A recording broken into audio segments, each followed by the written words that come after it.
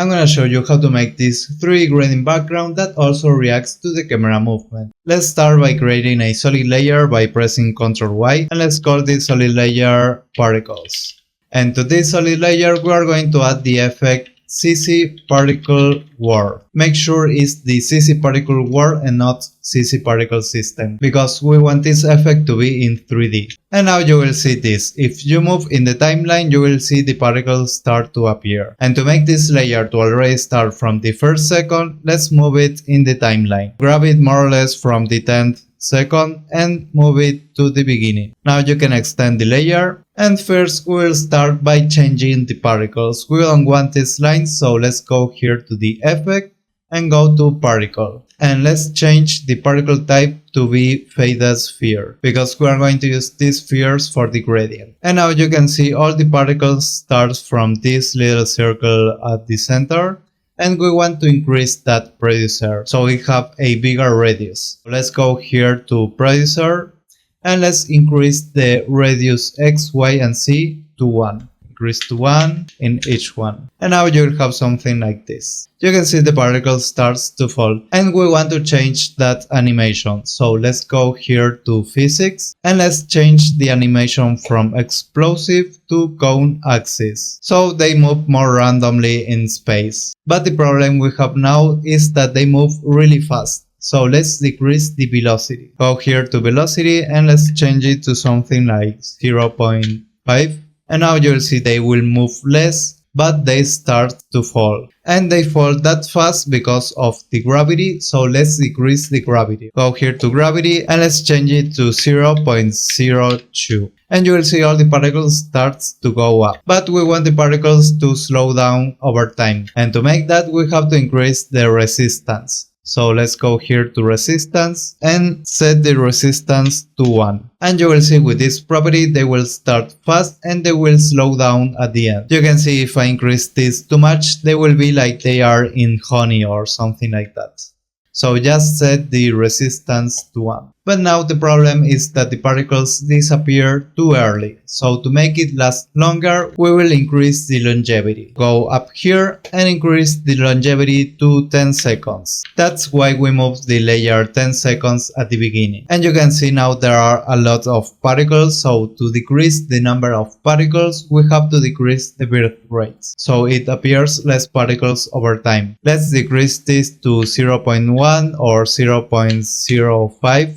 to keep it really low, and we have this, but now the particles are too small. So now it's time to make the particles bigger. Go to the particle drop down and increase the birth and death size to something like 5 for both of them, and we will end up with something like this. Now you can change the color. You can either select a birth to death color, so they start yellow and end up red. You can change these two colors, or you can use a custom color. You open the custom color drop down and you have more color to choose. But for this one we're going to stick with the birth to death color. Select the colors you want. And now to make the colors more noticeable, we are going to increase the max opacity all the way to 100. That way you can see it better. And there we have the particles. Now it's time to add the effects. Start by adding the effect CC Lens. This will add like a curvature, like a distortion at the edges. You can see if you increase the size. And for this one I found the sweet spot to be something around 160. So I'm gonna keep it right there, and we'll have this little distortion at the edges that make it look better for a background. And you can see now all the particles are basically the same, all are like little circles. So to add more variation to that, let's add a turbulent displace. Let's add the effect turbulent displace, and now you can already notice the distortion.